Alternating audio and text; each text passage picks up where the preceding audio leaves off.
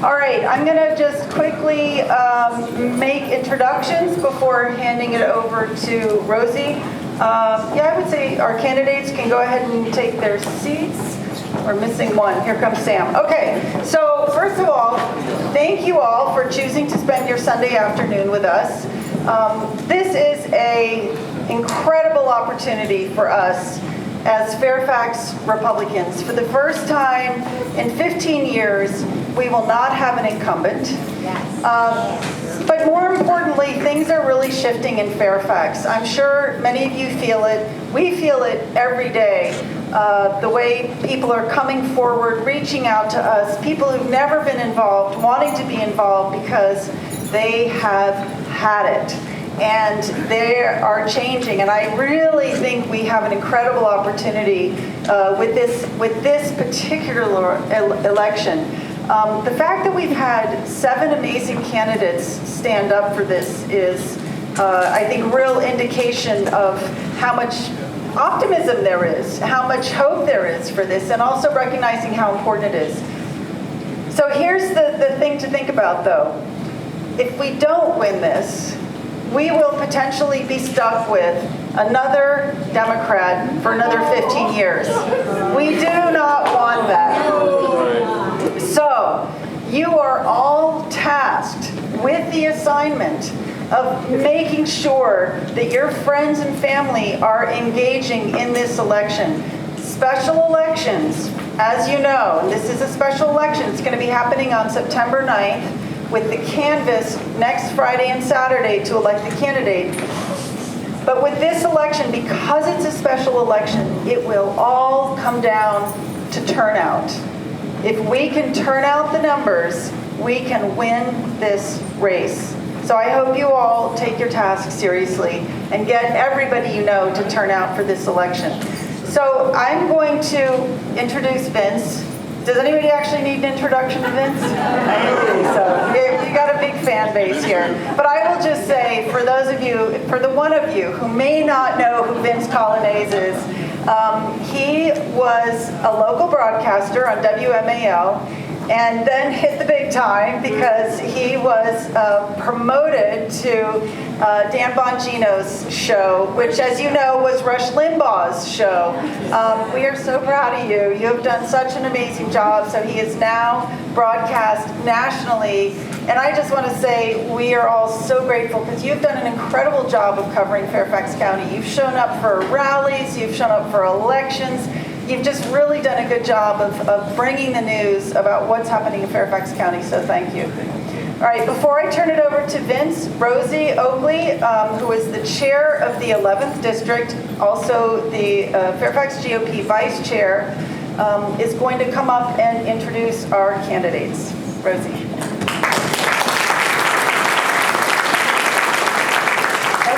Hi, everyone. Thank you so much for being here. As Katie mentioned, I'm the chair of the 11th Congressional District, and I absolutely agree with everything she said. This is our absolute best opportunity to flip this seat, and we've got some outstanding candidates, so we're very, very excited, and we're happy that you're all here. I want to mention real quickly, on the back table are these little slips of paper, and there are 2 dates. We have early voting next Friday at the Fairfax Government Center from 2 to 7 p.m. And then we have the actual firehouse primary on Saturday at Fairfax High School from 9 a.m. to 4 p.m. And at the bottom is the very simple website that is the 11th District website. If you go there, you can pre-register. And the advantage of pre-registering is you get a special line that says pre-register. You just go up there, they check you off, you get your ballot, you go vote, and you leave. It's going to be so simple. So we want all of you to sign up early. However, if you don't, it's okay. We'll take you in person too. So no problem with that. What's that website again? Pick up the piece of paper in the back. Okay? Do it right now. 11cdgop.org.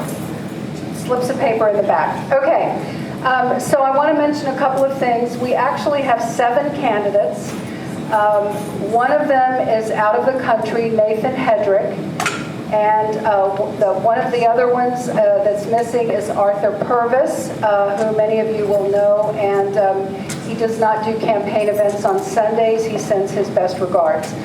He will be at the forum that we have tomorrow night at the Fairfax Government Center from 7 to 9 p.m. So you're going to be so impressed when you leave here.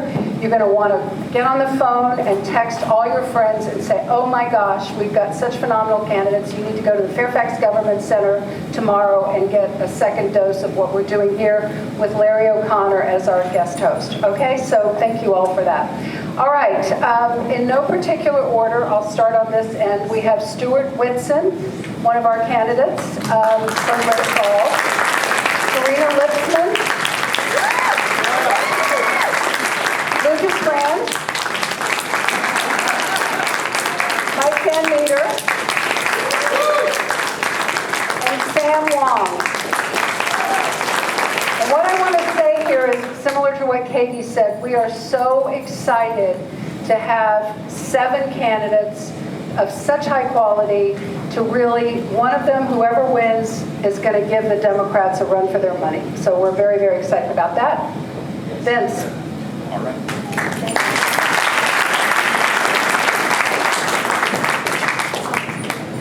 Well, what a privilege it is to be here with you. Thank you so much for having me. I just adore being a part of this.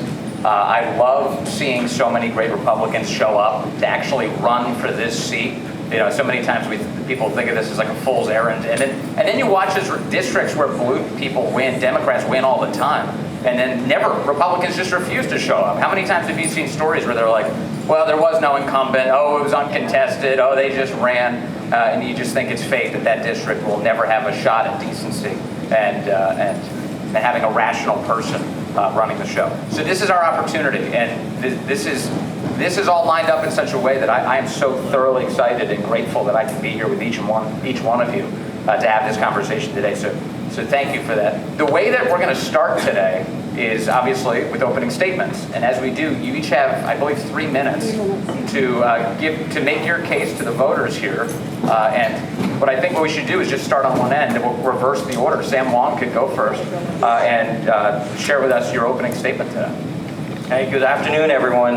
My name is Manuel Sam Wong, and I'm running for Congress because I think our country is heading in the wrong direction. We got a war going on with Iran, with Russia, and I think I'm a pretty good candidate, if not the best, because I'm a 28-year Army veteran, 3rd generation U.S. Army, and also an Elvis impersonator, for those who didn't know. So you're looking for trouble, you come to the right place. So then I wonder why, I'm running, because I have this itch for public service. So I want to do it. I have a lot of energy, and I think we can defeat the Democrats in September. So with that, with three of my campaign messages is to peace through strength. We need to stand by our president right now. And then as a congressman, I'll be voting for the best pay, the best equipment, and also for our veterans. And then also safe borders. Secure the borders. We have MS-13 out there as a intelligence targeting officer. I took out Al-Qaeda. We're going to take out MS-13. And then with education, we're going to mandate patriotism in our schools so that the kids are learning to love their country and not hate their country. So hope you enjoy the show, and thank you very much. Hi everybody, I'm Mike Van Meter, and hey, before I get started, God bless America. How about last night? That was phenomenal. Phenomenal. God bless our troops, and I tell you, I'm in solidarity with Israel. God bless the Israeli Defense Force as well, and the partnership that we have with them. I ran last year against Sherry Connolly. You probably remember that. We received the most votes of any Republican candidate in Northern Virginia since 2008, and you guys did that. And that's phenomenal. And we also did that by spending the least amount of money of any candidate, I believe, ever for this seat. And we're going to do that again. Now, one thing I want you to consider is, as we go into this race, and it's awesome that we have all these people here. We have I was just telling Vince what a great list of candidates we have here. And imagine the resources that we can bring to the table when we work together to do this. Because we as Republicans don't always work real closely together, do we? Democrats always do, but we're going to build a team and we're going to win. Because if we're ever going to do it, it's now. But those of you that don't know me, just a brief bio, because it seems I don't impersonate Elvis. Maybe I look like Elvis in the later years. But I was in the Navy for 8 years. I flew helicopters, did that. Then I always wanted to go into law enforcement, so I was a DC police officer, did that for a few years.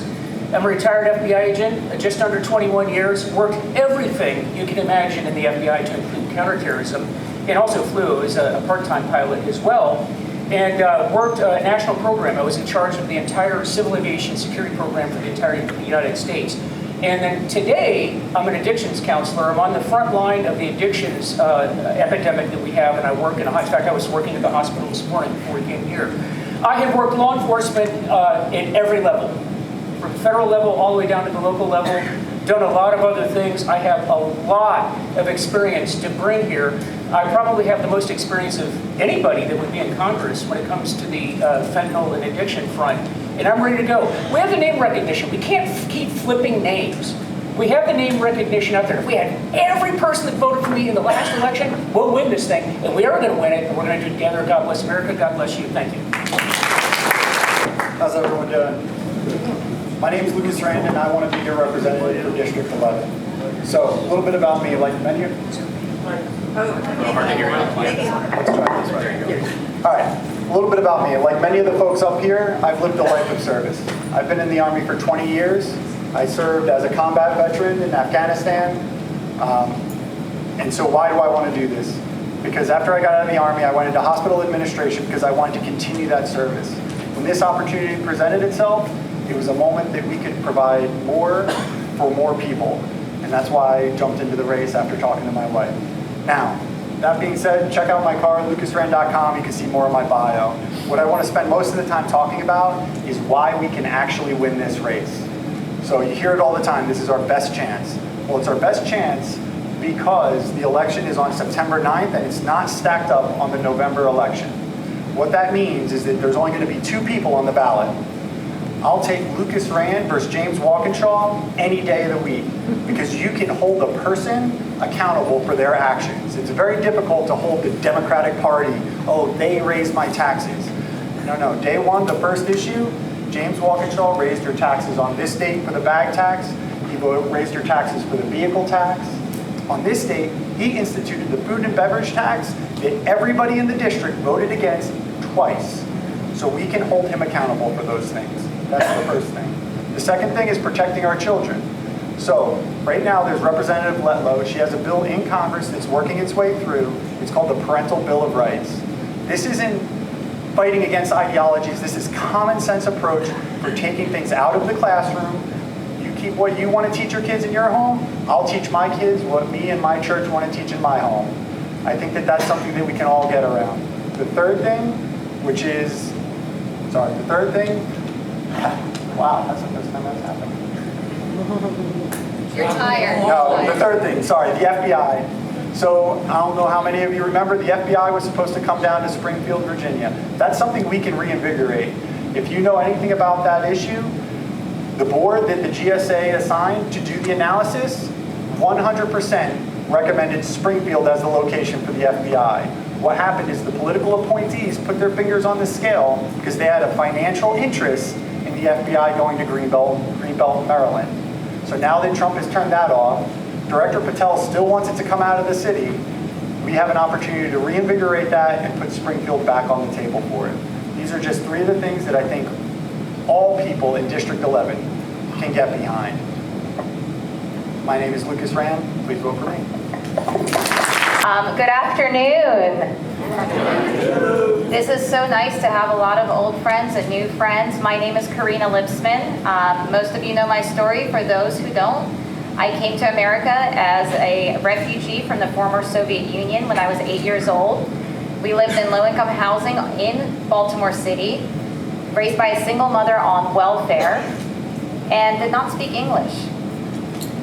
I became a proud U.S. citizen when I turned 18 years old. Greatest day of my life, when I recited that Pledge of Allegiance. And knew that I was afforded this opportunity that many around the world can only dream of. So I knew I had to work hard. I put myself through college in 3 years. I have a bachelor's in economics. I did that while I was working full-time in the financial industry. I then built a career in national security, have a master's in engineering from Johns Hopkins University, and after a 14-year career, after a successful 14-year career defending our country, I decided to resign and run for Congress the first time. And I ran against Don Beyer. That's why I knew a lot of you today. And you know what? The guy spent over $1 million on me and saw me as his biggest threat. We got more independents and soft Democrats voting for me than we ever have before. They felt their party abandoned them. Bring them into the tent, just like Donald Trump did. And so, why am I here today?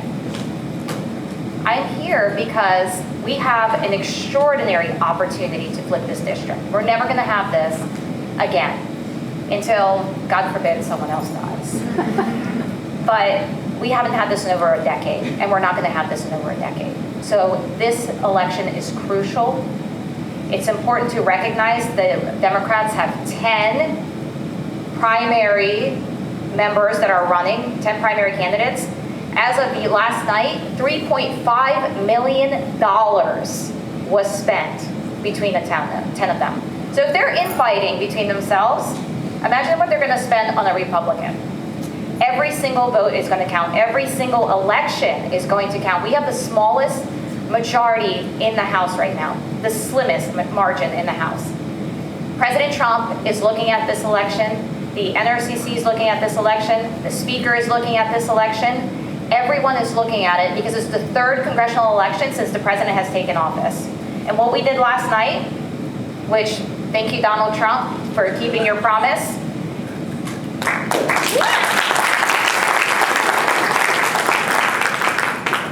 If you've seen, AOC already started letters of impeachment against Donald Trump.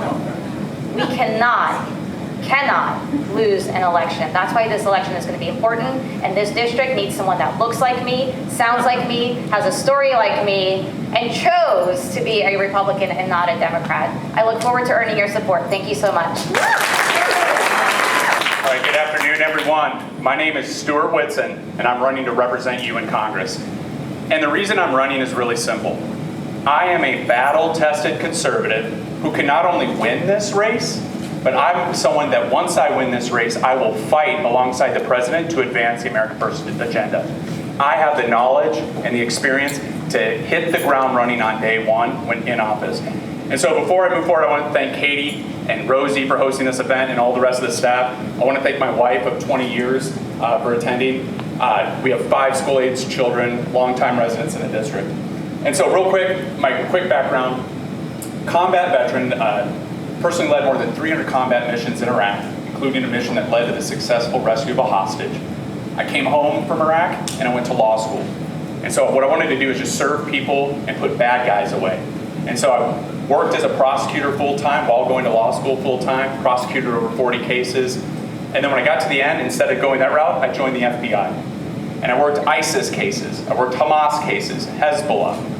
Came out here to the National Counterterrorism Center and continued to do that fight and moved through the FBI. But then when Biden got elected, I realized that things started to feel like they were changing.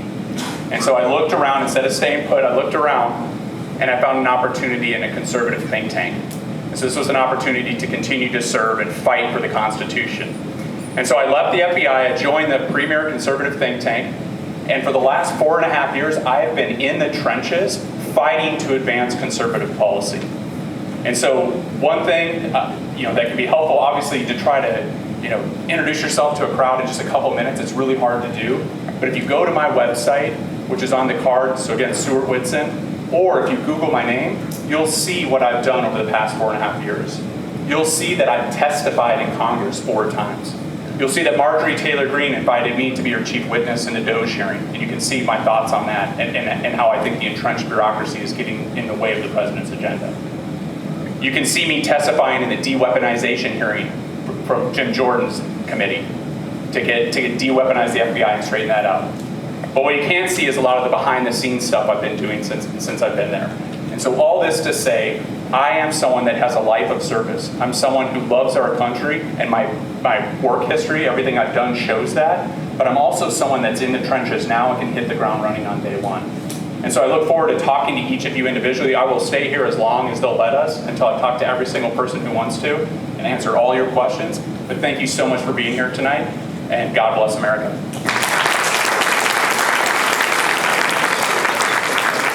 Thank you, Stewart. Thank you, candidates, and thank you for your service, all of you who served. It's what a great panel to have here. Okay, let me begin with the question that definitely I've been thinking about with the 11th Congressional District. And I want to start with the candidates who've run before. In your case, you were the nominee, Mike, running against Jerry Connolly. And Karina, you've also had this experience running against Don Beyer. And the trick here, I think a lot of the voters are going to wonder, how do you change the outcome this time? And Mike, I want to start with you because this is the district you ran in. If you could come and give us a sort of, and I want to try and get as many answers as we can, and so we'll kind of keep things pithy if we can, but give people an impression of what will be different this time, and why should you be the nominee again for the 11th? 2 minutes. Okay, thanks. Easy, number one, we're going to be a team. Because last year, as I mentioned earlier, we did a great job. We had just under 135,000 votes. And like I mentioned in my opening remarks, if we had that this time, we can win. We can win. But we're going to do better this time because look at the energy in the room. You see this? You see the quality of the people that we have here that are running? But only one of us is going to win. But what we have all agreed amongst one another is that we're going to work together, no matter who wins. If I don't win, I will be the first person to volunteer for the campaign of whoever does win. Conversely, I've asked that they do the same. We are going to stop this Republican tradition of running, losing, and disappearing. We're not going to do that anymore. We're going to work together. Because this is a team.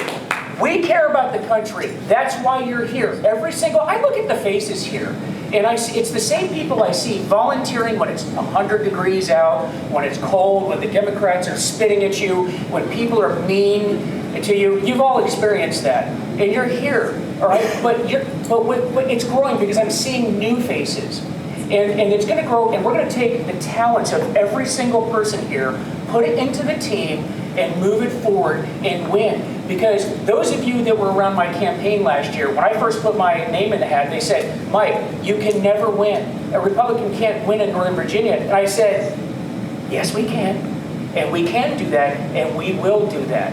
A lot of people didn't think that Donald Trump would ever get elected, that he's in office for the second time. And look at how the world's a much better place. Northern Virginia is going to be a better place. That's how we're going to do it. Thanks. Karina, if you could also come up and talk about this. Don Beyer was able to hold the seat when you ran against him now 4 years ago. And so how do you change the math this time in this run?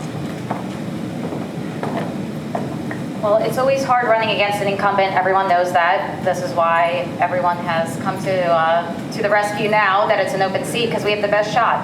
Don Beyer's district was a D+26. That was a much deeper blue district than this one. This is a D+18. And now with an open, it's now taken it down a couple of notches. So what I did was, first of all, gain support from communities that have long been neglected by Republicans. And I did that because I used my personal story. I came up with nothing. I pulled myself up from my own bootstraps, and I worked hard. And I went onto every single event. I went to every single community.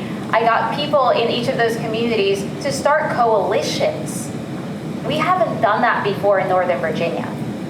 And so that was a great opportunity to do that with my story. I also did this at a grassroots level. Now I have a team.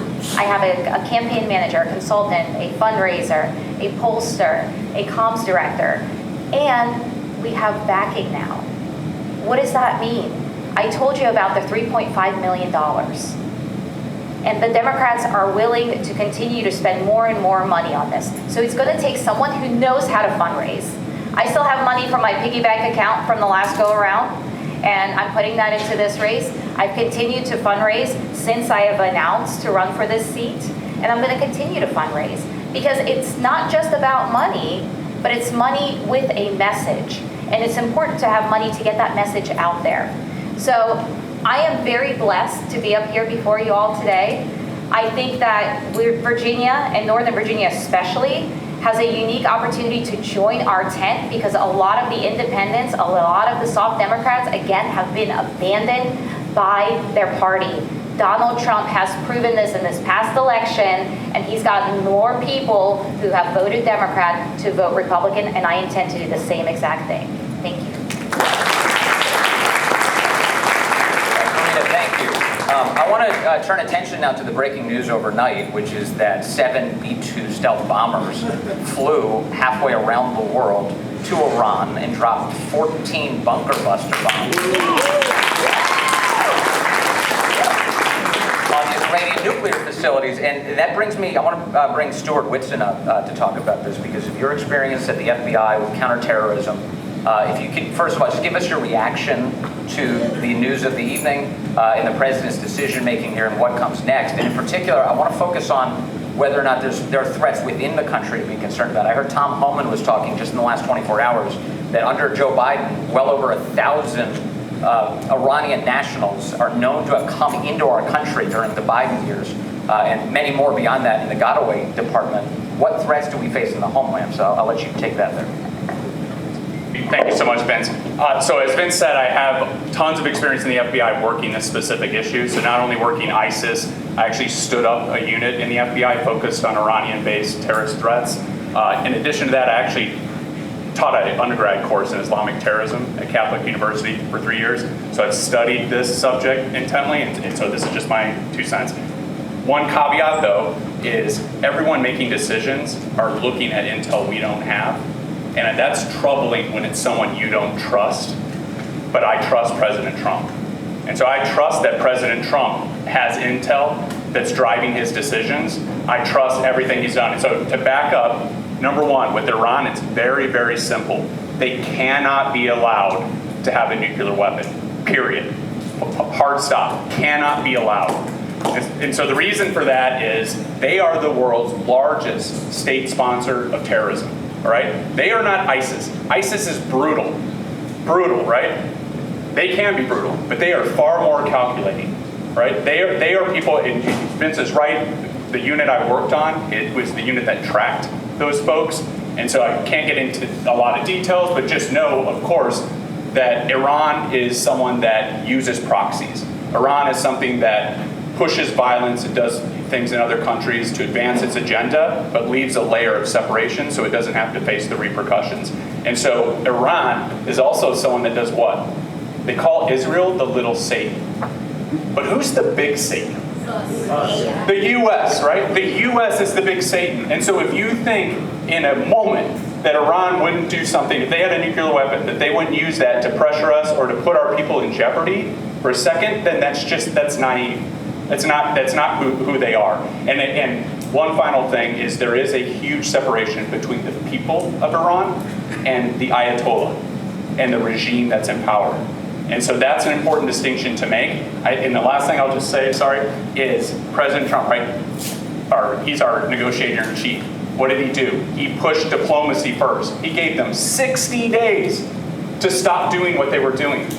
And then what happened on day 61? That's when the attacks came from Israel that we're supporting, right?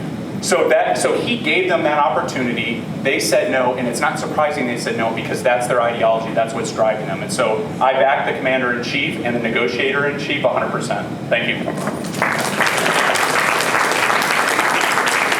Stewart, thank you very much.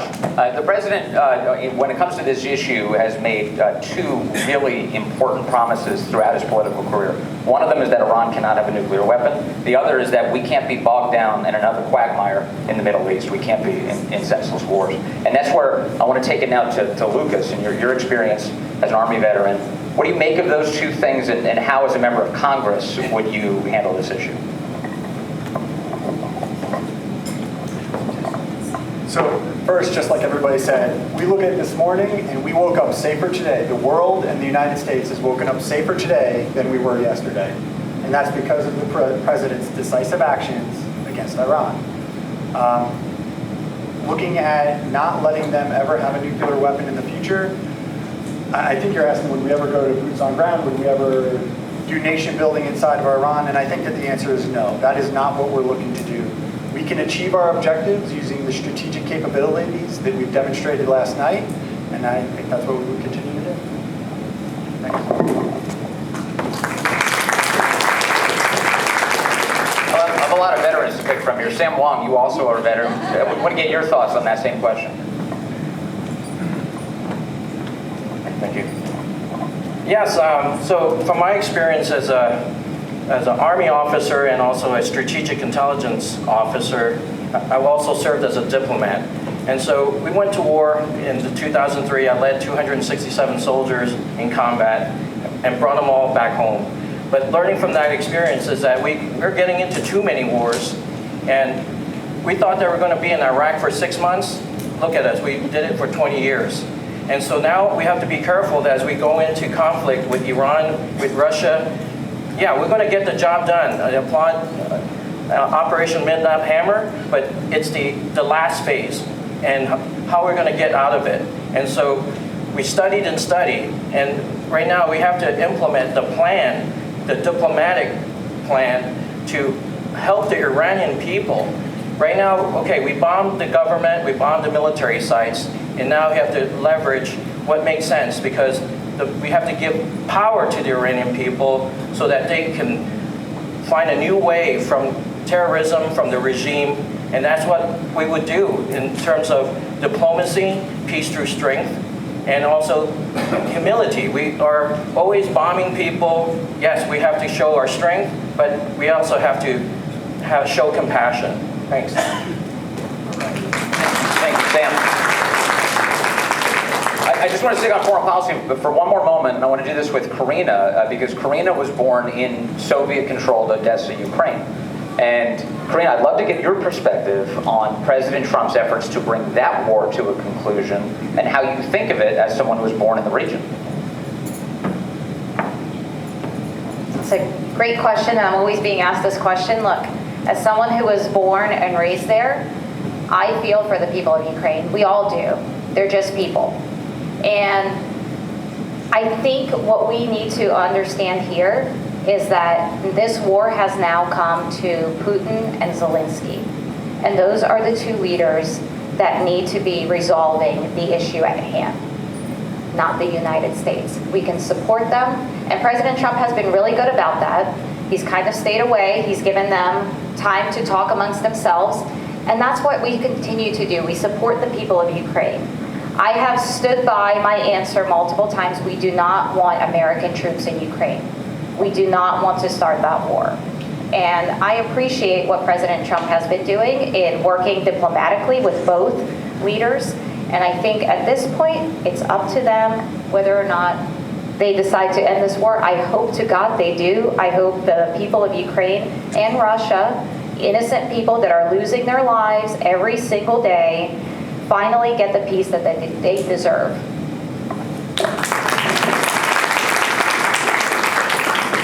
Okay, I want to move now to the economy, because obviously Fairfax County is exorbitantly expensive. And the people of Fairfax County desperately need relief wherever we can find it, including by getting rid of the car tax for one. But also, yeah, amen. Ridiculous. The thing's sitting in your driveway. You got to pay taxes on it every year. The other piece of this is whatever ways Congress can help improve this situation. So let me start, Mike, with you, Mike Van Meter, with your take. And I want to go to each of the candidates, because I know this is a critical element for each of them, of what you would do to lower the cost of living to the extent that that's within your control. Well, hey, thanks, Vince. Well, first of all, taxes, right? That's first and foremost. That's exactly what it is. We can, this guy Walkinshaw, James Walkinshaw, who's probably going to be the nominee that whoever wins this, that we're going to go against, whoever wins this particular race. This guy put out a video. Did you see his campaign launch video? Well, let me just tell you about it, because I do these things so you don't have to. He got up there and he has young children, and he says, I want to continue to keep Fairfax County affordable for my young kids so they can raise their families here as well. I mean, can you believe this? You know, I have adult children, both of whom are one's married and the other one's about to get married, and both of them have told me they have to move out of Fairfax County because they cannot afford a home. We have to start with that. We also have to build the economy up here. With all of the cuts that we've had in the federal government, and I support Donald, and I'm going to tell you right now, this is a dangerous thing to say because in Fairfax County, we have so many government employees. Many of you are government employees. I was a government employee. That's what brought me here. We have to cut government.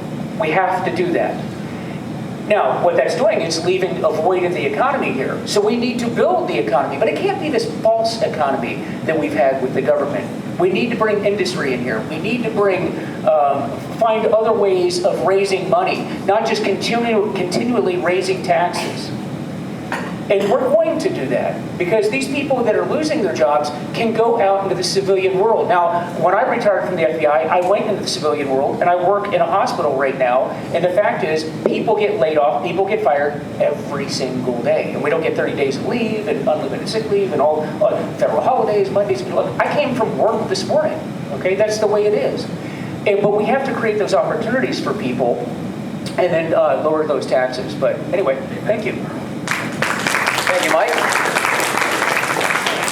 Okay, let's, Lucas, if you don't mind, come up here and talk about your economic agenda. How would you lower the cost of living? Yeah, absolutely. I mentioned on this a little bit. It is so much easier to hold James Walkinshaw accountable for all of the taxes he voted for.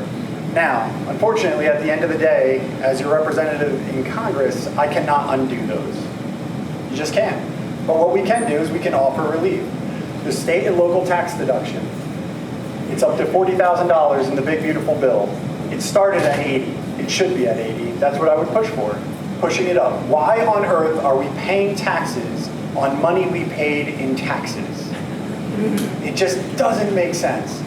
Second thing, and this was actually a Biden initiative that can help us cross the line in this district, extending the enhanced premium tax credit so that all of the people in Fairfax County they depend on that tax credit to be able to afford their health care can continue to do so. That's something that will bring some of the centrists over to our side because it's a common sense initiative that will provide relief. And that's something that whoever we elect is going to have to vote on. Now, when we look at the economy, I agree. Doge was a thing. It affected a lot of people in our district. It disenfranchised a lot of Republicans in our district because they're the ones who felt the burden of it. I 100% am on board with cutting the fraud, waste, and abuse. Not as big of a fan on the exact way that it was done. I don't think there should have been a chromed out chainsaw. There should have been a little more respect and decorum for the people who gave their life in service to the country, that we could have helped them out and did it a little more respectfully. And to that point, bringing the FBI to Springfield creates jobs. It bolsters our economy. It makes Springfield safer for all of our residents. Thank you. All right, Lucas, thank you. Karina, same question to you. And by the way, of course, candidates, as you go through this, feel free to reflect on what each other are saying on this subject as well. Well, I think we're all conservatives here and we hate taxes, am I right? Okay, we can agree on one thing. So the big beautiful bill is truly the one big beautiful bill. It extends the 2017 Trump tax cuts, and we want to make sure that we put someone in Congress who supports President Trump's agenda, and that's going to be extremely important. We can't do anything at the state level. I'm sorry, that tax, the 4% tax on meals and beverages. Hopefully we get more Republicans to run in local races. I hope some of us who do not make it through decide to do that. But look, I grew up in poverty. My mother worked 2 jobs. I understand and I feel for the families in Northern Virginia who talk about affordability and not being able to afford things. People are moving out of Northern Virginia. We cannot let that happen. We need to build here and create jobs. A lot of the people we talked about, the federal employees, God bless them. They've dedicated their life to service, and I commend that. I think, how things were done, how the operation of actually cutting the waste, fraud, and abuse was done may not have been the best thing, given that, when you're using AI across the board, you forget the human in the loop. And so we see a lot of those people who were essential employees are actually being called back to support the mission. But those who are in their early or mid-careers, those are the ones who have an opportunity to transition into the or private sector rather. And we need to upskill and educate those people who already have the federal experience and knowledge and give them an opportunity in the private sector, because look, Northern Virginia is the Silicon Valley of the East. We can't forget that. And having that ability to take all of that experience, build up this new economic workforce is what we should be promoting with those early and mid-career federal employees who were let go. Thank you. All right, Stewart, your turn, sir. All right. So, of course, everything starts with extending the Trump tax cuts. But here's the deal. In D.C., we don't have a revenue problem. We have a spending problem. And a lot of that spending isn't being done by Congress. A lot of that spending is being done through executive branch fiat. President Biden spent more than $1.7 trillion of taxpayer money with the stroke of a pen. Just 3 rules: unilaterally forgiving student loans, unilaterally increasing food stamps by 20%, passing a rule called the Biden streamlining rule that made it hard to kick illegal aliens and people that aren't legally entitled to Medicaid off the program. Like, why in the world would the left want to do that? Well, of course, they're trying to extend universal health care, right? That's they're trying to gain dependency. But it's hurting us economically. And so how do we fix this problem? It's simple. The REINS Act.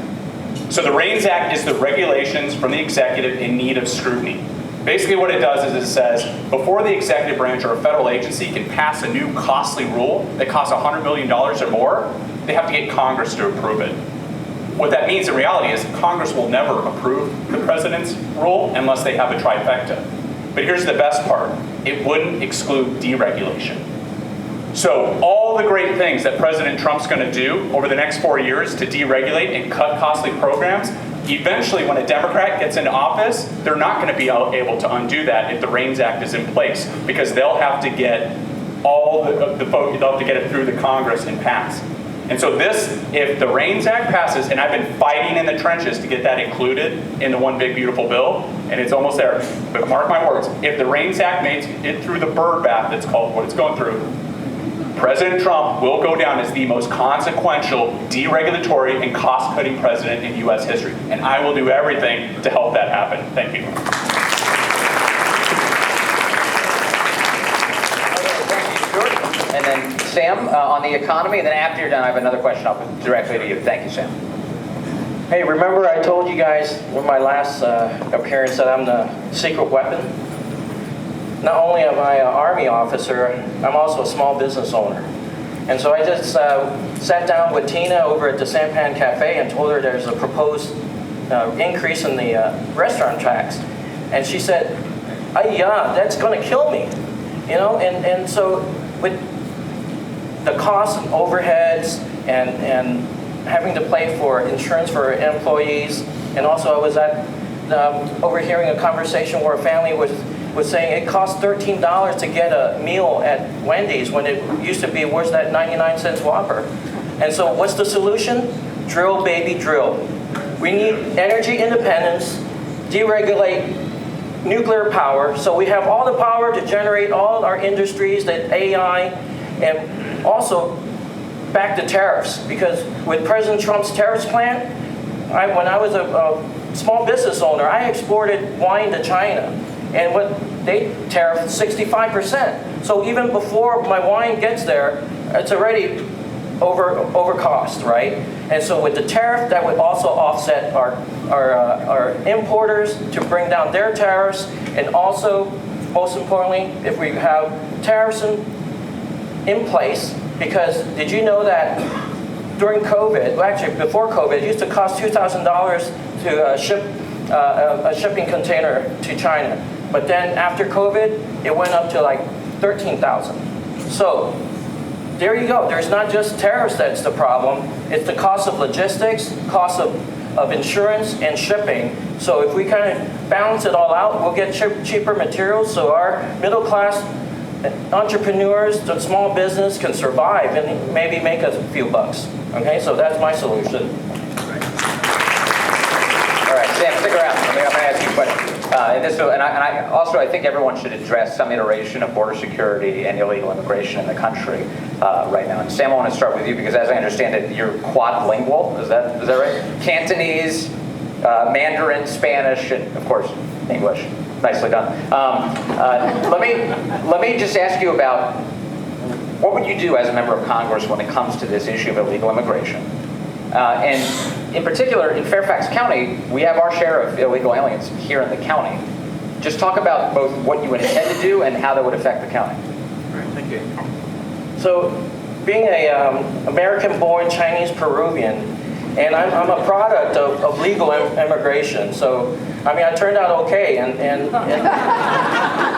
so, you know, for those who want to have a pathway to legal immigration to be an American, there's great examples, and this country is a great place for you look at Ellis Island and what the meaning of all those people that came over from Europe to Angel Island on the West Coast, and so with legal immigration, we need to set the example because we want to keep those who want to be Americans and be productive, but the problem is that when we have this illegal immigration problem, it's overtaxing our government, the society, and also public safety. Because what I understand, just in last April, the Fairfax County Police did a traffic stop just for expired traffic or a safety sticker, and that person who is an immigrant, I won't go into specific details, but he was ready to blow them away. And so we need to help our local law enforcement and work with the local and the federal to help identify the bad ones and then also differentiate from the good ones. Because one of the things that the Latino and community has reached out to me, that the riots in LA, this is unacceptable. And they wanted to say, hey, we have Latino Americans are Republicans. We are law-abiding citizens. And they wanted to reach me, and let's see what we can do to represent the good legal immigrants from the bad. Thank you. Sam, thank you. Karina, as a legal immigrant to the country, what do you make of this issue, and how would you handle it as it relates to Fairfax County in particular? Thank you, Vince. Definitely a great issue, and something that Donald Trump did a fantastic job on. The first executive order he had was to secure our borders. We had illegal immigrants coming over from Iran, coming over from the Middle East, from China, from Russia, and these were military-age men that were coming over our borders who were trafficking fentanyl, humans, children, weapons, etc. The first thing he did, and thank you Donald Trump for doing that, is secure our borders. We had 0 in the month of May illegal borders coming over the southern border. So as someone who came here legally, as someone who's gone through the entire process from the time of getting here, before we even got here, it took us 6 years. It's a long process. So it's not fair that other people who decide to just walk on over have all the liberties and freedoms that this great country offers us. Unacceptable. So as someone who would be a member of Congress, I would uphold what Donald Trump has already done.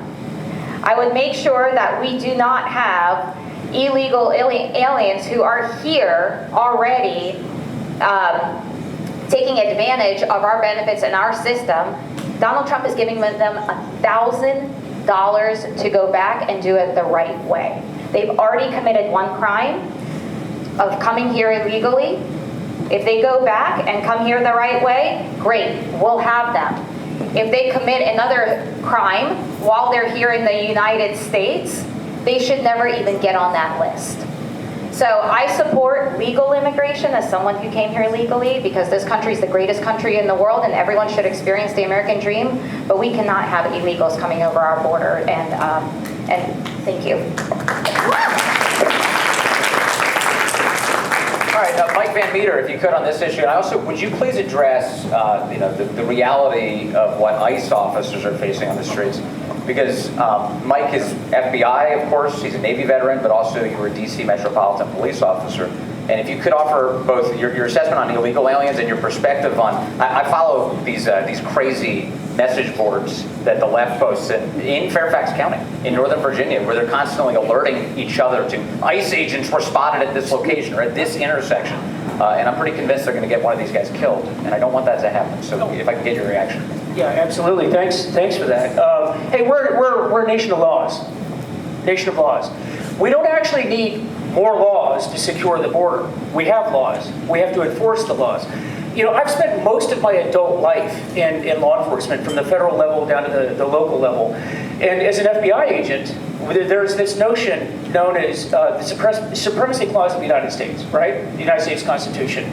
That means that federal law supersedes state and local law. And my entire career, that's the way it was. Any case I ever worked, when we came in with a case, federal law superseded state law. We couldn't have locals come in and say, you're not coming in here to enforce this law, Mr. FBI agent, because I was in Texas for 10 years. Because here in Texas, we have a state law that says, that's not how that works. That's not how that works. And it's because we have activist judges getting involved.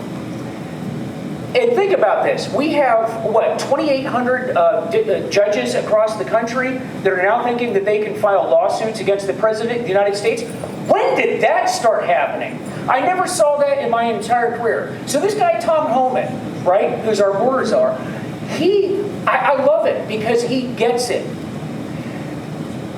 When you know about a felony and you knowingly impede law enforcement from executing their sworn law enforcement duties to execute those, that's known as misprision of a felony. That's a charge. It's a felony charge in and of itself. Tom and Holman wants to go out and wants to arrest the people that are impeding ICE from doing their job, and they should do that. We should arrest every single one of them, okay? Because we can't have that. If you came here illegally, you broke the law, you need to leave. You need to be charged, and you need to leave, and then you should never be allowed back into the United States. If you want to come here legally, that's fine. You can do that. Oh, by the way, my in-laws came here legally. I'm very familiar with that whole process. But we have to do that for the safety and security of the United States, because as a congressman in the United States, or as a government official, my number one responsibility is what? Your safety and security. Everything else is secondary and tertiary to that. Safety and security is primary and foremost. And we can't do that unless we know who is here. I also spent much of my life working counterterrorism. I know what's walking around out there. We worked to keep people out of this country that wanted to blow you up. And the Biden administration just let them all in.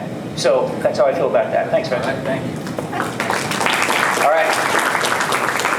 Sure. You, sir. Same question to you. Given your experience in the FBI, what do we do about this illegal alien issue? How does it affect Fairfax County? And what do you make of the threats to ICE? Yeah, so first and foremost, if we don't have a border, we have nothing. And so we have to protect the border. We have to close down the border so no more problems come across. That's part of the short-term fix. Another part of the short-term fix is dealing with the problem that's already here. And so you're seeing them dealing with the problem of removing people that are violent. And these aren't just people looking for a new life. These are violent MS-13 gang members bringing drugs and violence into communities across the U.S. And so we have to deal with that in the short term. But there's also a long-term solution that I'd be interested in helping to advance, and that's major immigration reform. And so I think, step one, the big beautiful bill across the finish line. But another thing we can look at is changing our immigration system to a merit-based system as opposed to a family migration system. Doesn't it make sense for us to get the best and the brightest, the Albert Einsteins, all those other folks who want to come to the U.S. to apply from a merit-based perspective to come into the U.S. because they want to be here, versus coming in just because they have someone here and they're, a sibling or a parent of someone who's immigrated here? That to me makes more sense. And so I think it's something that needs to be talked about. It's not something you can do through reconciliation, so it means you need to have Democrat support, which is always dangerous sometimes, but I think people can come together and work on that, and so I think there is a solution there. So, number one, got to close down the border. Number two, we've got to take care of the most violent folks and get them out as soon as possible. And then number three, we need to start having a conversation for a long-term solution to fix this problem. So thank you. And of course, that big, beautiful bill is not just about tax cuts. It's also about immense border security and upping the size of ICE dramatically, which will go a long way towards getting people out of the country who shouldn't be here. Lucas, you, sir, please, on this issue of illegal immigration. So the beauty of illegal immigration is that it's a black and white issue. You're either here legally or you're not. There's no gray area, despite how much the Democrats want to post, well, he was a family man, he had kids, he worked for 10 years. You're either here legally or you're not here legally. We need to enforce the laws that we have. Now, as far as when you look at District 11 and many districts out there that are refusing to cooperate with ICE, as a representative, I think the first thing we have to do is hold hearings to hold them accountable. That's what we have to do, and we have to continue to pursue it until it's done. All right, thank you. Let me move now to another issue in which the left refuses to do the right thing. That's education. So Fairfax County, and Loudoun County, and the list goes on throughout Northern Virginia, unfortunately, is a place where they're abusing the children, and they don't care what the Trump administration and the education department say about the dollars that they dole out. So Karina, if I can start with you on this issue. As a member of Congress, how do you address this? How do you get Fairfax County to stop abusing the kids? Thank you, Vince. That's actually pretty easy. Exactly what President Trump is doing right now is getting rid of the Department of Education and giving it back to the states where it belongs. School choice is important. And parents actually matter, and parents should have involvement in what the kids are learning in the school system. I went through the Baltimore public school system. Still made it all right, but it's changed quite a bit. But I will say this. Right now, we have a bill that I authored that passed the House of Representatives that is going to the Senate and will be signed by President Trump. It's called the Crucial Communism Teaching Act. And it will mandate that the U.S. school system, both public and private, will have our curriculum, the Victims of Communism curriculum, in their school systems to teach about the deadly ideology of communism and socialism so that by the time they get to college, they are not brainwashed to believe that this is a good system to have here in the United States. So that's one thing.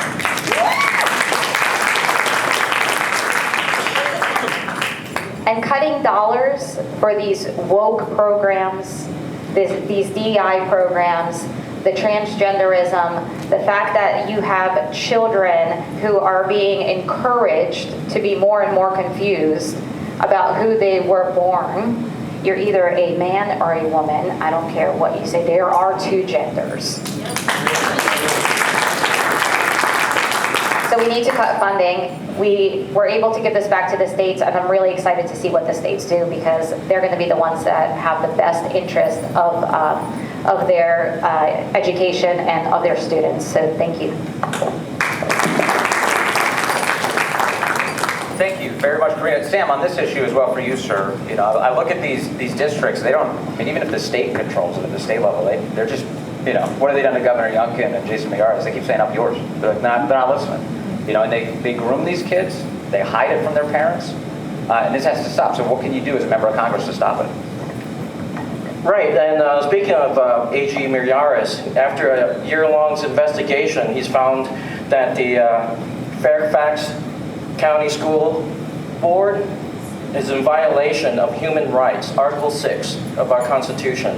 They found that they're discriminating against Asian Americans. And so the solution is to have some accountability and investigate. This is a violation of the law, and that's unacceptable. And so with that, to have better schools, better performance, yeah, Fairfax County got plenty of money, but then the scores are coming down. So what we would do is have school choice so that public school and private school can compete so that the public school doesn't have any just free reign, okay? Because I tell you what, I'm a product of a Catholic school education, and that education was so good, I did second grade 2 times. And so I highly recommend it. And school choice, put your kids, and get taught by and beat by nuns, and okay. All right. Not bad. Is that where you learned all 4 languages? Second grade. Okay, Stewart, for you as well. And on that issue, you got me thinking, Sam, just about maybe federal dollars should be conditioned on whether or not you have school choice in your states. Yeah, I think so. Just a personal story, real quick. My wife and I, as I said, have 5 kids. We have 2 that go to public high school in Fairfax County, and we have 3 that don't. They go to a Catholic school. And so the story is we were long-time parents in an elementary school, public elementary school in our neighborhood, a couple miles from our house. We loved our school. We loved the teachers that were teaching our kids. And so when all this stuff was going on with the DEI and trying to push transgenderism and trying to push that on the kids, we trusted because we knew our teachers, and we're like, they're with her, and we know they're safe. But then one day my daughter came home, and in her backpack we found one of those graphic novels that had come from the public school. And it was a remake of a classic literature book that she recognized that we had in our home. And she's like, oh, this is a book that Dad has. I'm going to get this one. And so she put that in her, it's designed that way, right? To get them. And so she brought that home. And so what did we have to do? That day we sent an email. We said, we want the records. We're leaving. And we're going to a private school, and luckily we found a great Catholic school that would allow us to come in the middle of the year. But here's my point. Can most people do that? And how terrifying is it that there's kids coming home with books like that, and there may not be parents looking in their backpack. They don't even know that's coming home, and the kid's just taking that up to their room and reading that? And so it's horrible. And so how do you fix that? It really, at the federal level, it's school choice. And the quick way, like legislatively, one way you can do that is modifying what can be allowed under the 529 savings plan, right? And so right now you can have a 529 savings plan for your kid to go to college. Well, why not expand the definition of what money can go into that to include homeschooling and other things so that you can spend that money on a broad range of options. And so if you want to get the public schools back in order, instead of just trying to get rid of them, which you should, I'm all behind the Department of Education, another model too is to set up shop right next to them with a charter school or private school and let people navigate. They will migrate away if they're doing this kind of crazy, and then eventually those people will be held accountable. And the reason you want to do it that way is for the kids that are left behind. You don't want anyone left behind. So, thank you. On this issue, Mike, there's the remaining one on education. Have you done? You did it. Not yet. Okay, let's go with Lucas first. Lucas on education. And one of the things I also want to remind people of is literacy is at tragic levels in the United States. 8th graders and 4th graders, many of them, huge percentages, are functionally illiterate at levels we've never seen. So that has to be a part of this conversation. So, this was number 2 on the things that I talked about. When we looked at the Representative Letlow and the bill that she has going through, the Parental Bill of Rights, this is exactly what I'm talking about. Parents have to have the right to know the curriculum that their children are being taught. They have to be able to see what books are in the library. They have to have a right to meet with the teachers and talk to them. This is exactly like Stu. This is why my kids go to Catholic school, because we have a relationship with those teachers. We know what they're being taught. And so getting that bill passed through Congress is hugely important. And then what that allows the parents to do is compare the schools. When you can look at the curriculum of the school my kid's in, and the charter school or the private school or the other public school that's in my district, in my neighborhood, now you can make an informed decision about where you want your kids to go. Yeah.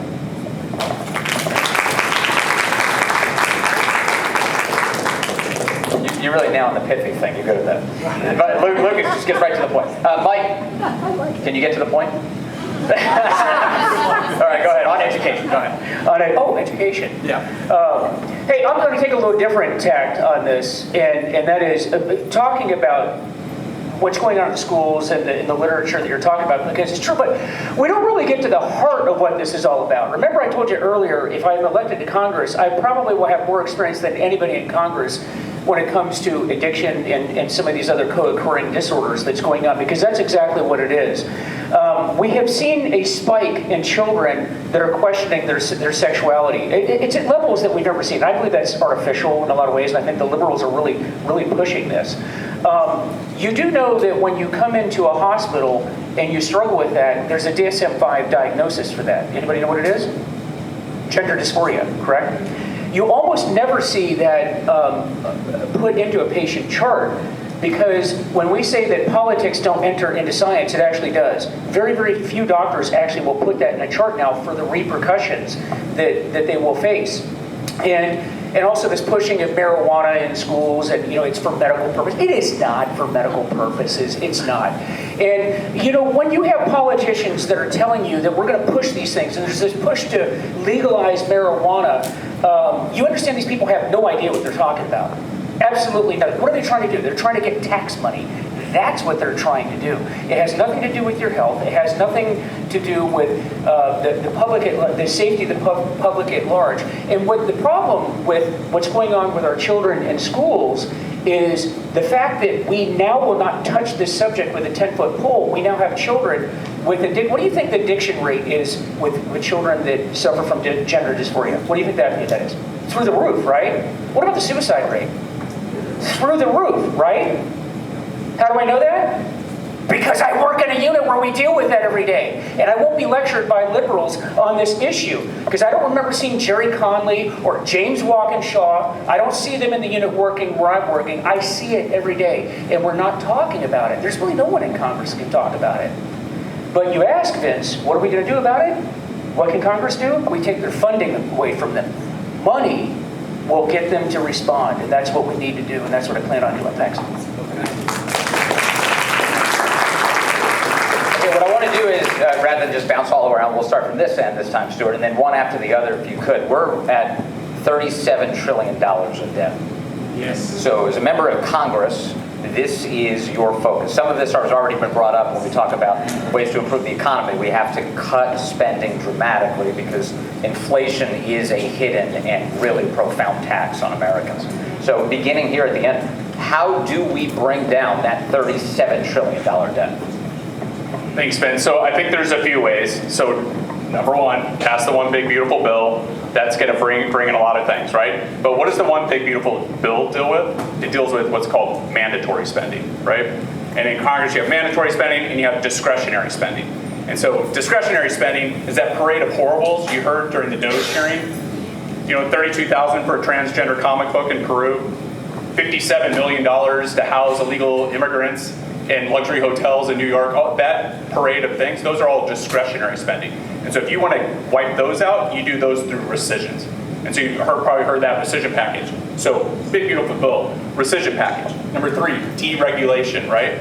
If you want to make the economy better, drive down costs, if you take deregulations off the backs of small businesses, you give them so much more time and energy to do what they're there to do, which is to make money, right? And even if you don't own a small business, if you've ever done your taxes, you know what I'm talking about, right? It takes a lot of time, and that time spent, businesses are doing that all the time. And so that's another key. But again, rescissions. This is something you can do in Congress. You can pass quickly. One big beautiful bill, pass that quickly. That'll cut some of the mandatory spending. And then the last thing is you got to change the way the government operates. And so I spent 10 years in the federal executive branch, and I know everyone will agree, whether it's the Army, FBI, anything, there's this thing called use or lose. All right? Everyone knows that who's ever been in. And so what you do is you get to the end of the year, and whatever money you haven't spent, there's this rush to get it out the door. Because if you don't get that money out the door, then you're not going to get as much money next year. And so there's this massive push. And so a simple thing we could do is stop that. That's crazy. Why do we have that? We should be rewarding units that accomplish their mission, spending less money than Congress allocated them. And so that's what I'll try to advance forward. Thank you. I think think it's pretty simple. Exactly what President Trump was campaigning on, ending tax, fraud, and waste. That's exactly what we've been doing. That is going to help us bring that $1.5 trillion down. And we need to actually dismantle what's going on here in Washington, D.C. Someone brought up the idea of why do we have so many agencies here? A lot of these agencies could be replaced somewhere else. And that cuts down the federal workforce, but it also gives us an opportunity to focus on people across the country. For example, Department of Interior. Why is it in Washington, D.C.? 95% of our land is out west. Our federal land is out west. We should be mindful about how our government operations are. Reduce spending, also reduce fraud, waste, and abuse by cutting a lot of these programs that we've had. So I will not go into policy wonkness for you. I don't think anyone wants to hear that, but I am very much for ensuring that we do not continue to raise our trillions and trillions of dollars in debt. Thank you.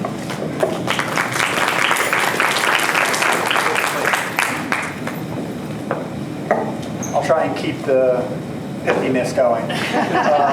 So there's two things that I think we need to do. The ultimate objective is we need to be able to get to the point where we have a balanced budget amendment. You shouldn't be able to spend money that you don't have. Now, that's not something that we can do immediately. We can't say, oh, next Congress, we're going to pass it, and then we're going to go from 1.5 trillion over to whatever, 0. So what I would propose is legislation that each year the deficit has to reduce by 10%. Otherwise, you don't pass the budget, period.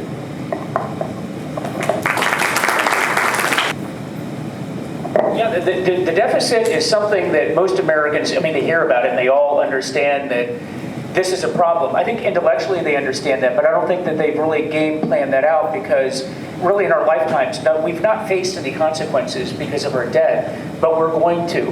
And I agree with Stewart on this. Having been a government guy most of my career, but now in the private sector, there's just this mentality that I think that the government just does not have that it needs to have. You remind me, I was just telling Sam over here that every year in the government we did that. You understand there's a fiscal year, right? You go through the end of the September and the October, you're in the next one. And if you're in a unit, like I was in a unit, I was in a Navy unit, and we flew.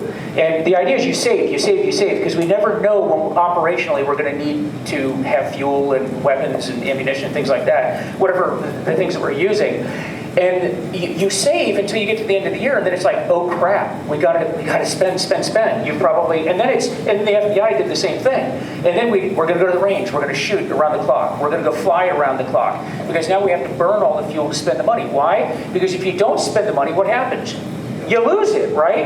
And no unit commander wants to lose that money. You actually want more money for the next year, whether you really need it or not. And even back in my Navy days, I never really understood that. And I agree with Stewart that we have to, this government mentality of spend and increase, because it's like a law of physics, right? You have laws of physics. The law of government is grow, grow, grow. But we need to be more efficient and reward those that save money where it does not need to be spent. President Trump has done a lot in cutting, but we can do so much more. But I'm glad that we're getting people into Congress that understand that and can propose ideas to do this, because we can. No business. You business people would go out of business if you operated like the government did. Thanks. Sam?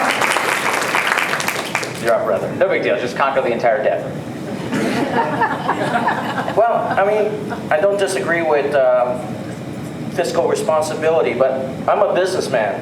And I listen to Bloomberg every morning and the Magnificent Seven. We have the richest companies in the world, and 2 trillion, 3 trillion per company. So what we have to do, in addition to cutting spending, is to stimulate the economy, stimulate small business, middle business, big business, so that we can be more competitive. And then as a congressman, we're going to encourage President Trump's vision to bring back shipbuilding into our country, because right now China and Korea produces all the ships in the world. We used to be churning out ships every day during World War II. It's no excuse.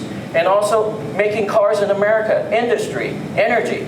We're having an energy renaissance in Pennsylvania. The coal mines are reopening because there's a demand on energy. We have all these EVs. You think that, oh, I'm going to plug in, I'm going to be green, but you just push the smoke from your tailpipe to some smokestack in Pennsylvania.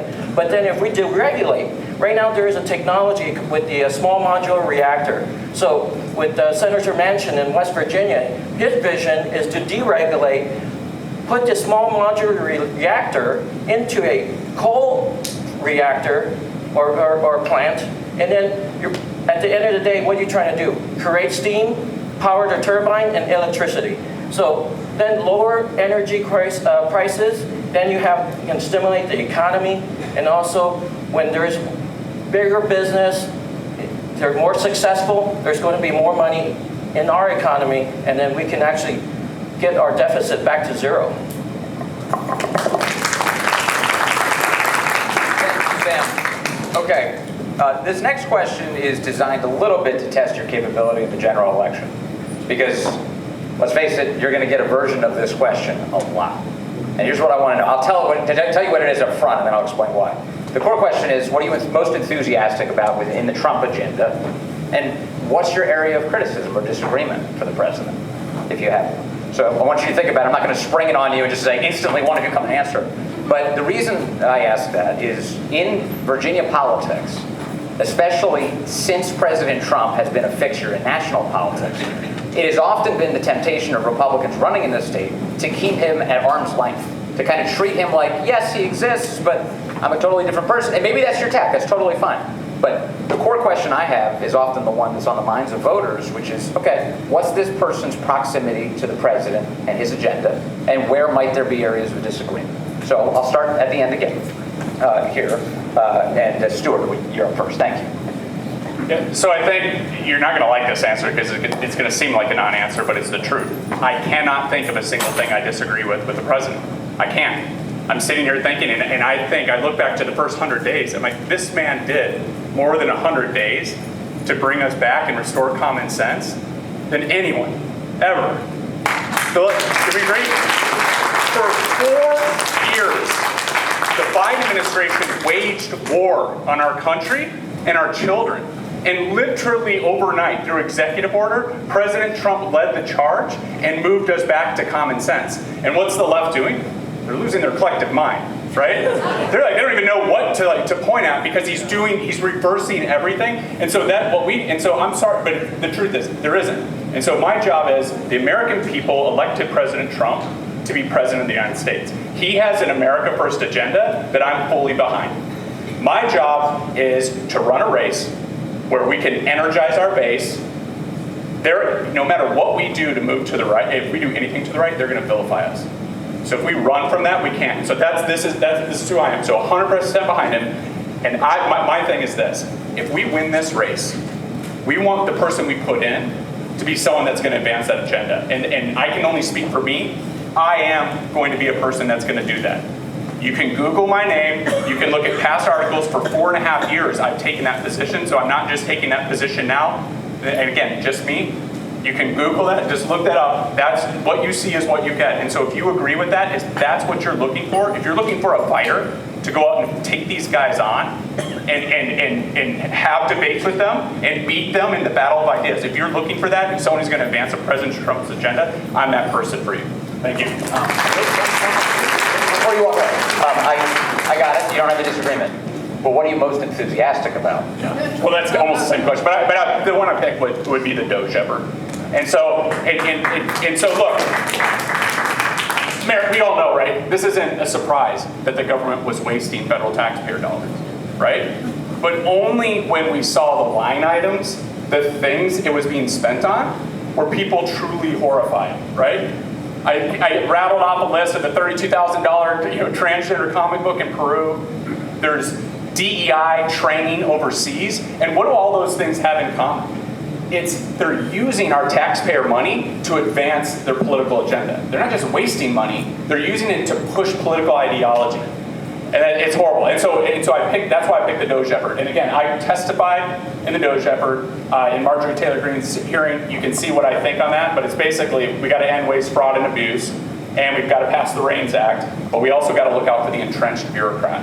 And so the entrenched bureaucrat, 99% of the agencies are great, wonderful people. I was an agency employee. I spent 10 years in there, so I know I was surrounded by wonderful, great people. But all it takes is 1% entrenched bureaucrat to get in the way of what the president wants to do, and it disrupts everything. So that Doge order is what did that. And so then the last thing, is you cannot make big change in DC unless you do that kind of approach. You really wish that you could do this calculated, slow approach with the Doge stuff, but the political reality is you've got 2 years, and then the midterms come, and if you have a trifecta and you don't take advantage of that to advance conservative policy, then the opportunity can be gone for a generation. And so it had to be that approach, but now we move to the next chapter, and we can find ways to bring good people back in and fix the problem. Sorry for that. All right. No, you're good. Thank you, Stewart. That was easy. Stewart, they just used some of Lucas's unused time. Karina, you're up next. Area of enthusiastic support for the president and where you might disagree. Sure. Thank you, Vince. Stu, you'd be awesome in an R+20 district in Texas or Florida. You're fantastic. So I think that the one thing that I absolutely agree on, and I have said this on multiple occasions, is our border policy, the executive order to protect our open border. We have MS-13 here in Fairfax County. They have infiltrated our school system. They are increasingly recruiting middle schoolers now. So that is my number one thing. Thank you to the president for closing our borders finally, from stopping the fentanyl from coming in, the drugs, human trafficking, child trafficking, etc. The one thing that I will not so much disagree on, because tax, waste, and fraud, as we said, this is something that the president campaigned on, and we do need a smaller government. I will just say the way that it was done, AI should not have been the major factor in it. I think there would have been a better way of going about doing the same operation and gaining the same result. Again, we've seen people being asked to come back as federal employees, and I think that's really important. As we're going, you mentioned this is going to be a general election. You guys remember it's a D+18, right? This is who you're talking to. You're going to have to win independents and the soft Democrats that have been abandoned by their party. So you need to be able to speak to those people as well, not just Republicans. And as Republicans, we're always going to agree on conservative values. But in the general, it's going to be a lot trickier. And so I appreciate that question very much. Thank you, Vince.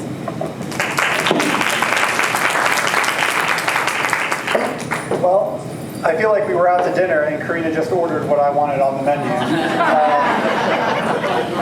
So I want to start with one thing. So going through this process, I've been fortunate enough to have a lot of meetings.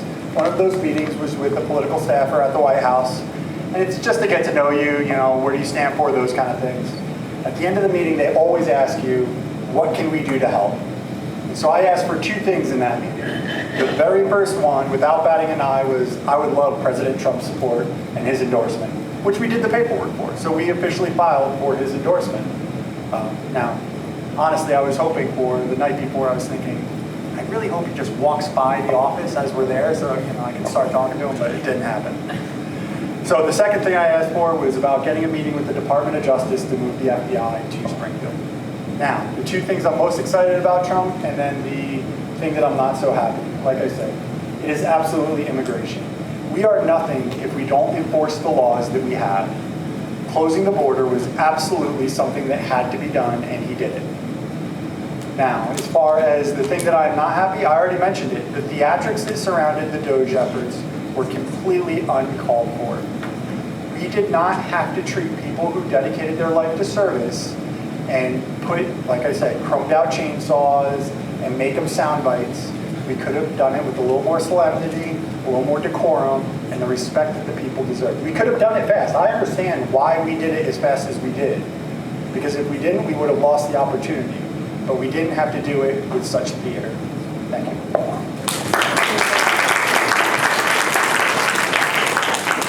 All right, President Mike Van Meter. Yeah, thanks. Well, first of all, I support and love Donald Trump, and I know you do too. I support everything he does. Now, the things I'm the most enthusiastic about, start with that, is a veteran, I love what he's doing with the military. It is phenomenal. Did you see this Army parade down here? Was that awesome or not? All these Army guys up here. Happy birthday to the Army. But I'm going to point out to you that in Genesis, in the Bible, Noah built an ark. In the Navy, we call that a warship, and he went on a 40-day deployment. So the Navy was technically around before the Army was. You know, we're back in Genesis. They didn't talk about the Army in Genesis. So, but what I love is the pride that's going on, because I went into the Navy, Ronald Reagan was actually president when I went into the Navy. He actually signed my commissioning paperwork, and that was something that's the most proud thing that I have. And that enthusiasm that we had back in the 1980s, I'm seeing that today. Speaking of the Army made their recruiting goal, the year recruiting goals, by the middle of May. Did you know that?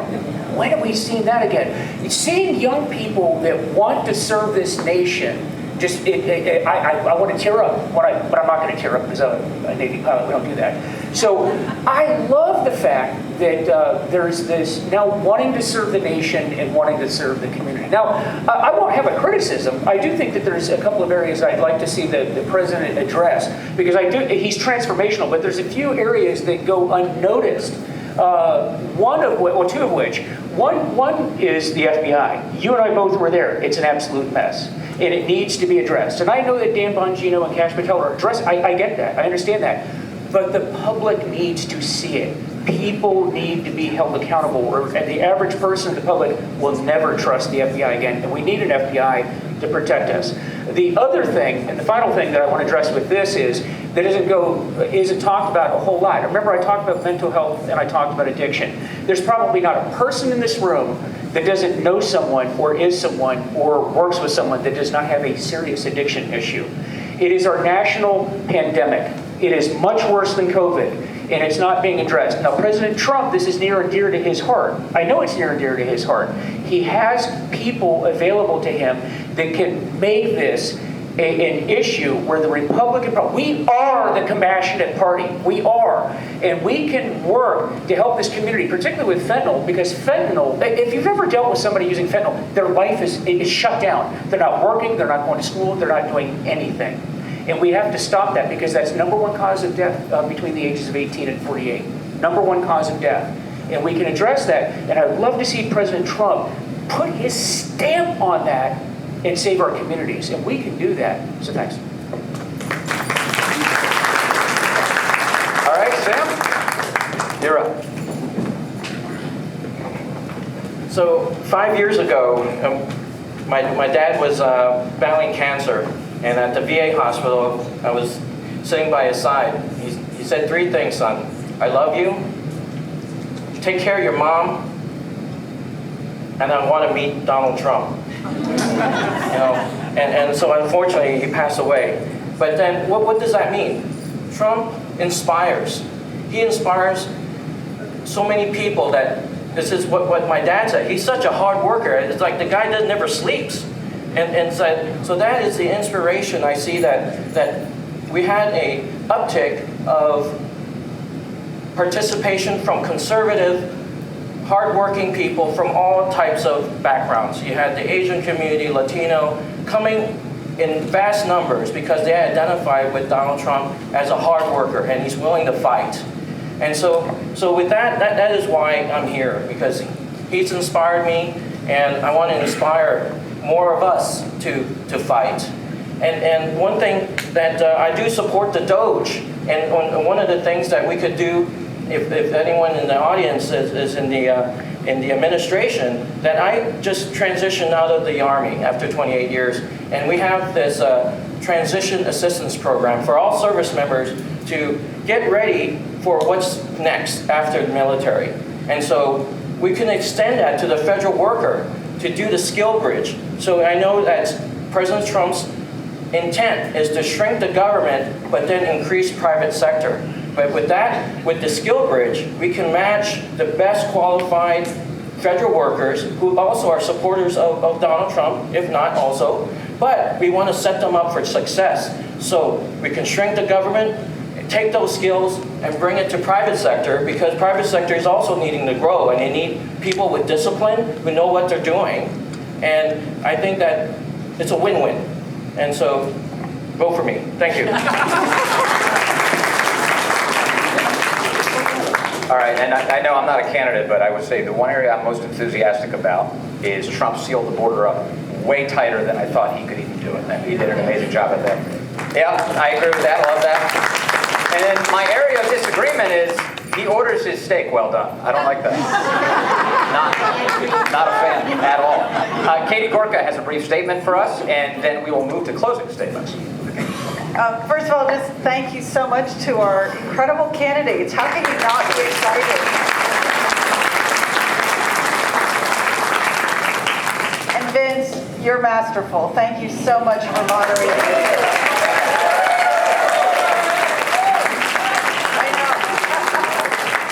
I am going to give the microphone back to Vince.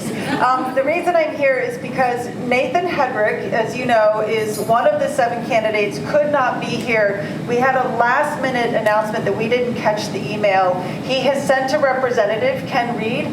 Ken is going to, just as before the rest of the candidates give their 2-minute closing statements, Ken will give us a 3-minute statement on behalf of Nathan Hedrick. So, there we go. I'll let you run this. Okay, great. Come on up. We'll start there, and then we'll bring in the candidate. All right, Ken, thank you. Ken, representing Nathan Hedrick. Gosh, 3 minutes. Oh, well, okay. I'm Ken Reed. I live right outside of Tyson's, and I'm former candidate for state senate. I also served in elected office in Loudon. And Nathan's in France, and he was at Normandy yesterday. Sent me a text, I'm so proud to be an American. Aren't we proud today after what our military did in Iran yesterday? God bless them. God bless them. Nathan is a father of 5. He is a founding member of Apollo Diversified Real Estate Fund. He goes to one of the Catholic churches here in McLean. I'm sorry, I forgot which one, Jewish guy. I might know about churches, right? Really, sorry. But he is a religious man. He's a family man. He has a Juris Doctorate from Georgetown. He has a Master of Theology. And he is very involved. He actually was involved with the Political Action Committee. He is almost a neighbor of Governor Youngkin. And folks, I have a lot of respect for these candidates here. Mike and I were candidates for Senate. We did our best to try to win back a Republican Senate, House. It didn't work.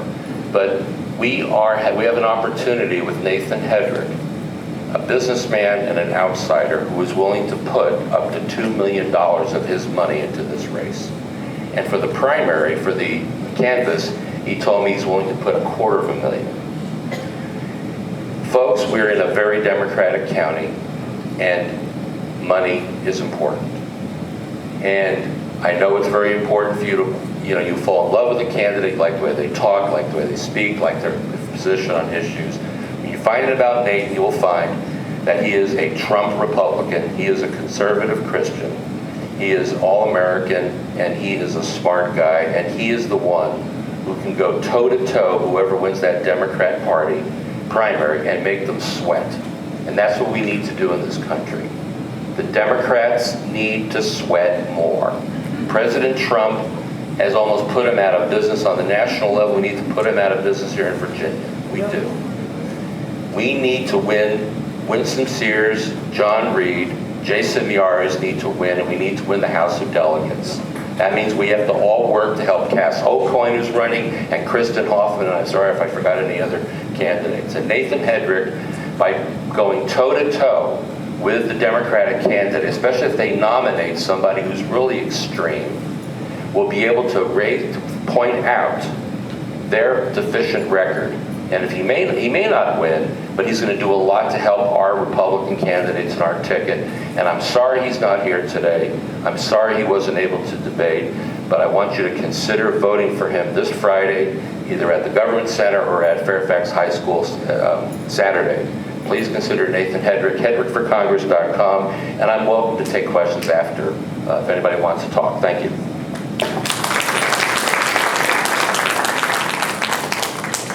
Okay, thank you for that. And will Nathan be at tomorrow's forum? No, he's not at tomorrow's. Okay, got it. No, I mean, but if I can, it's up to you if you want me to sit. Okay, all right. Thank you for that, Ken. Okay, where did we begin on opening statements? I'd like to reverse the order. Who started our opening statements today? It started on that side? Okay, well then we'll start with Sam. It's yours, 2 minutes for closing remarks. So I'm not a politician at all, you know that, right? I just started my campaign a week ago. And it's like, this political stuff is hard. And I was like, I actually got the bug for supporting the Republicans since I was a student at the University of San Francisco, and I was part of the Young Republicans, but there was only 2 of us, so it's always president, vice president, there you go.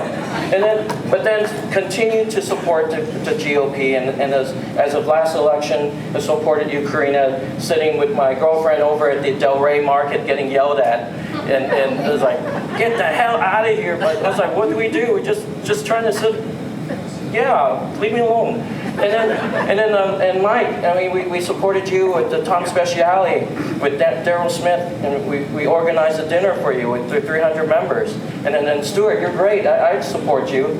But the one guy you know this is coming.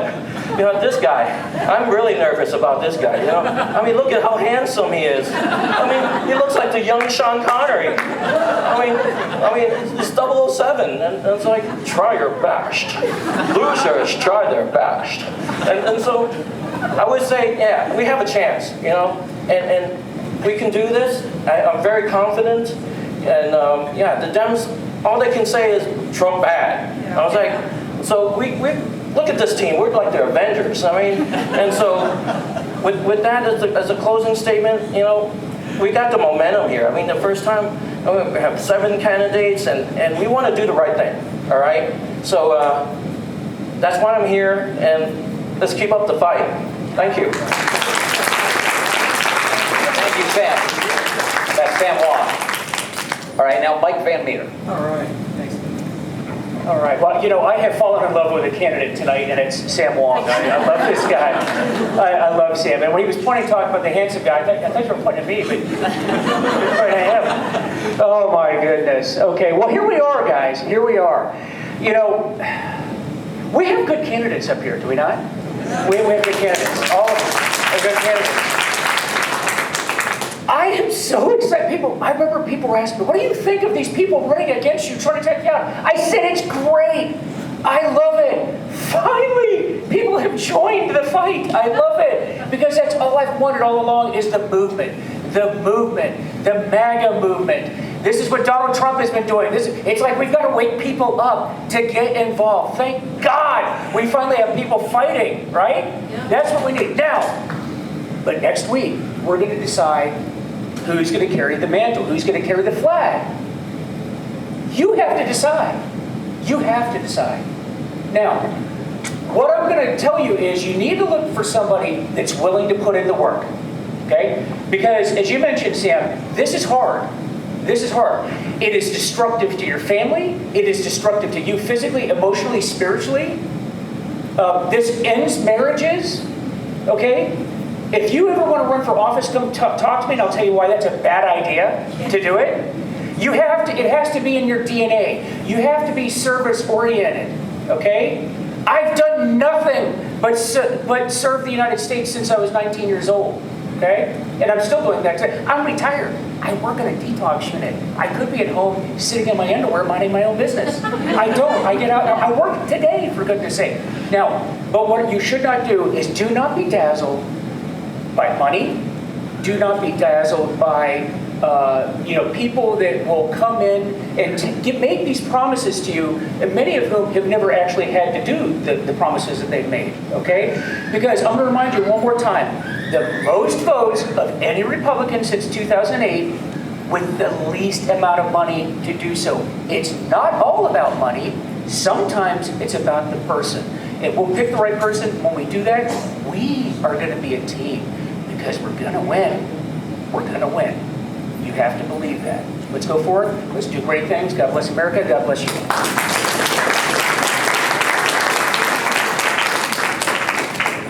All right. So I have 3 things. I'll try and remember all 3 of them this time. See how that works out. If you can't tell, I am new to politics. This is my first time running in a race, and I think that that's what we need going into this election. We've talked time and time again how this is a unique opportunity. We need people who are excited to look up, Lucas Rand, who is that? Let me go to his webpage. Let me see what he stands for. Oh, I do agree with that. Let me go out and vote for him. We need somebody, we need a fresh start for the best opportunity we have. The second thing, we need to be campaigning on platforms that can actually move the needle in this district. Ideology is great. All of us up here, we believe the same things. Listen, I've talked to all of them ad nauseum. We all believe in the same things. We all support Trump. We all have those same conservative values. But we can pick what we actually campaign on. It doesn't mean that we don't work on any of the other issues. It just means that we have to pick the things to bring forward that can actually move the needle in the district. And that's why I presented to you today the 3 that I thought could do just that. And the last thing is we absolutely have to surround ourselves with a team that can help us. Because, like I said, this is new to me. So what I did, I found a team that has done this before. They have run races and won in blue districts. They won a D+16 in Alabama and flipped it red. They've conducted defenses in Northern California, and they've run in blue districts in Chicago. Absolutely right. Don't be dazzled by money, but we're going to need money to do this, and we need a team that knows how to raise the money and how to market it and use it correctly. So Lucas Rand, lucasrand.com, please vote for me. Lucas stated it perfectly. We're all conservatives. We all believe in the same thing. But you guys remember, D+18, you have 2 months. We cannot afford to have someone going up against James Walkinshaw who's doing this for the first time. No offense, we are all fantastic candidates, but you need someone who has a name ID, who has a team. I too have a consultant that's not inside the Beltway, who has flipped districts, pretty deep blue districts before as well. I have fundraising. I continue to fundraise every single day, and I have done this before. I have made an incumbent spend over $1 million on me. That's a lot of money, and that was in the D+26. This is a D+18, open seat, no incumbent. Also, we had independents and soft Democrats voting for us. That's going to be huge in this election. We have 2 months to convince people to get out and vote. This is going to be the lowest voter turnout. But you know what? We can do it. I truly believe in it, and I'm the one to do it. I have the story, I have the message, I have the work ethic, and I have the fundraising and unique ability to go up against the Democrats because I am their worst nightmare. So I thank you so much, and I hope to earn your support next Friday and next Saturday and be your nominee for this special election and be historic. Flip this seat red and have the first woman to go in Congress from this district. Thank you.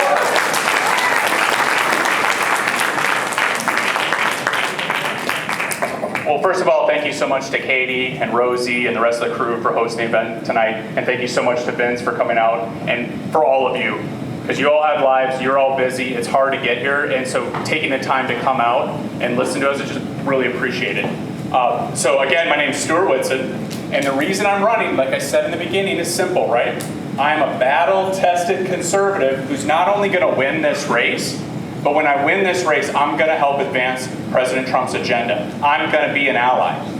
And so, we talked about it before, but look, the left has been waging a war on our country, right? President Trump came in, working overtime to reverse everything they're doing.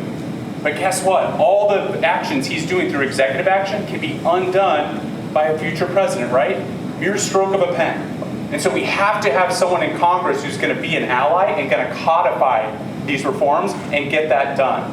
And I'm going to be that candidate. So please, if you're interested, if I represent what you want to see in your congressman, I ask you please, go to my website, whitsonforcongress.com. WHITSON for Congress.com. If you go there, you can see so much more than you can learn in this short little bit of time. But thank you again for being here tonight. And again, I will be here as long as they'll let me to answer any questions you have. So thank you so much.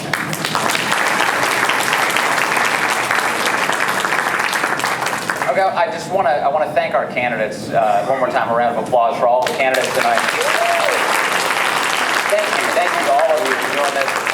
And thank you to Rosie Oakley and Katie Gorka for organizing all of this, making this possible, this civic engagement where you get to be here in person. My suspicion is that the candidates stand ready to answer your questions individually if you'd like to chat with them. But thank you again. God bless you for being here, and let's pray for our country.